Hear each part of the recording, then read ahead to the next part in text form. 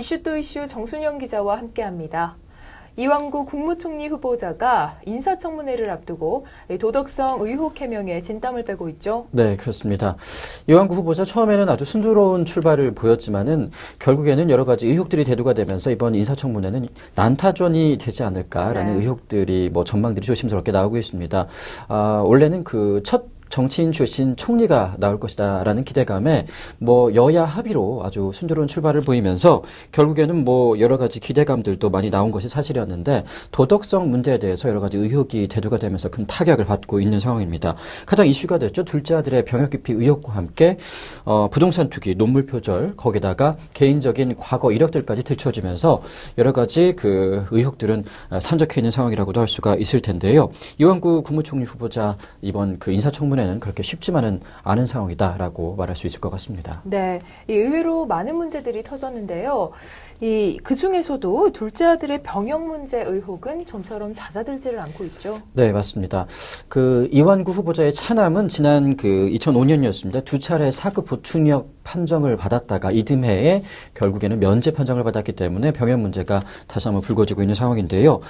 이 후보자가 즉각 공개 검증을 요구하고 나서면서 MRI 자료도 제출을 하고 또 병원 측에서 인정도 받았지만은 야당 측에서는 이거는 당시에 현재 상태를 보여주는 MRI 사진일 뿐 당시 2차, 3차 신검을 받았을 때 상황이 어땠는지를 보여주지 않지 않느냐라면서 이 후보자의 공개 검증의 투명성을 한마디로 일축하기도 했습니다.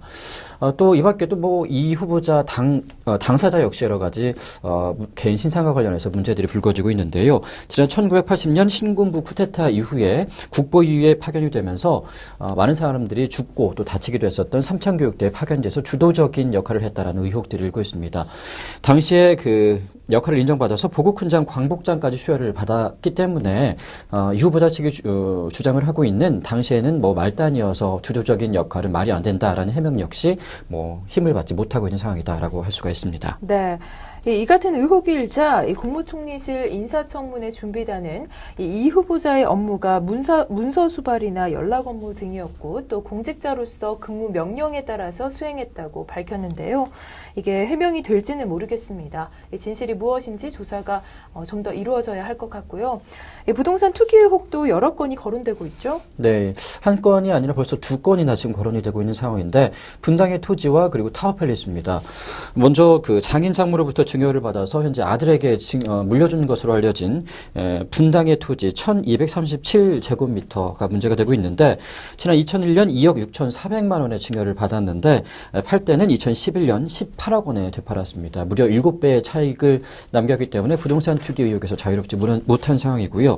이 밖에도 2003년 도곡동의 타워팰리스 역시 6억 원에 샀다가 같은 값으로 팔았다라고 관부를 통해서 밝혔지만 다운 계약서 의혹이 제기가 되고 있습니다. 알고 보니 5억 원의 차익을 남기고 판 것으로 알려졌는데 이런 사실을 숨긴 것으로 알려지면서 여러 가지 부동산 투기 의혹은 점점 더 커지고 있다라고도 볼 수 있겠네요. 네, 혹시 또 다른 의혹이 있나요?